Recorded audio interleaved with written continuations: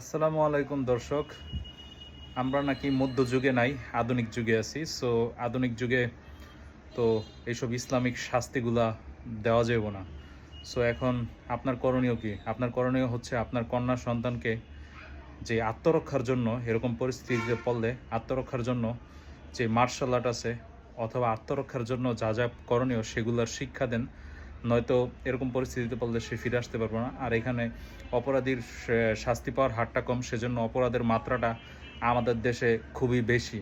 So সেজন্য আত্মরক্ষার শিক্ষা দিন আপনার বাচ্চাকে।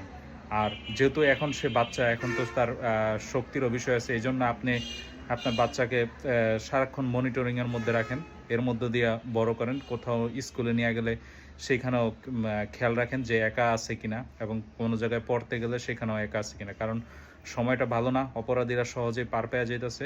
তো এরকম একটা অবস্থার মধ্যে দিয়ে আমাদের বাংলাদেশ যাইতেছে। আল্লাহর কাছে দোয়া করেন যাতে মানুষগুলোর আল্লাহ হেদায়েত দান করে। আমাদের স্বরাষ্ট্রমন্ত্রী বলতেছে যে মধ্যযুগীয় শাসন ব্যবস্থায় ফিরে যাব না। সে জানে না হয়তো বা যে ইসলাম হচ্ছে সর্বাধুনিক, সর্বশ্রেষ্ঠ সব সময়ের জন্য।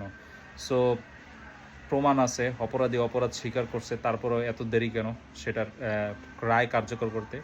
কারণ হচ্ছে এখানে আধুনিক রাষ্ট্র ব্যবস্থার সেই বিচার প্রক্রিয়া, যেখানে হচ্ছে আপনার কি করব, তদন্ত করব, তারপর হচ্ছে তার পক্ষে তাকে সুযোগ দিব।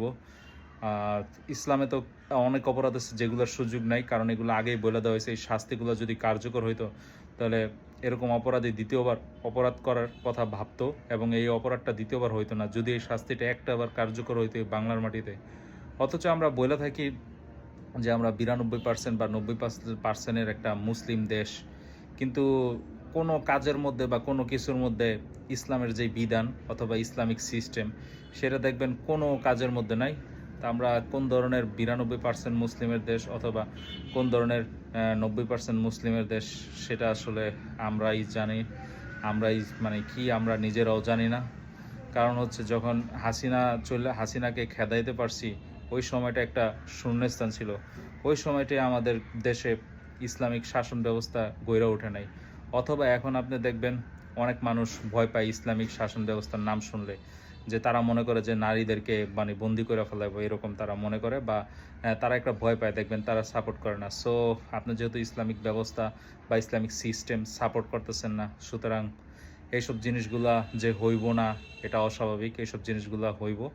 সো এটাই হচ্ছে স্বাভাবিক বিষয়, এবং এগুলা থেকে মানে এরকম পরিস্থিতির মধ্যে দিয়ে যেতে হবে যেহেতু আপনি ইসলামিক সিস্টেম মানতেছেন না। সো এটাই হচ্ছে স্বাভাবিক, এটাই বাস্তবতা। এখন এর থেকে বাঁচার জন্য নিজেদের নিজস্ব টেকনিকগুলো ইউজ করতে হবে। যারা আর কি ইসলামিক রাষ্ট্র চায় কিন্তু বেশিরভাগ মানুষের জন্য পারতেছে না, এখন তারা তো এটার ভুক্তভোগী। সুতরাং তাদেরকে বাঁচতে হবে এর থেকে।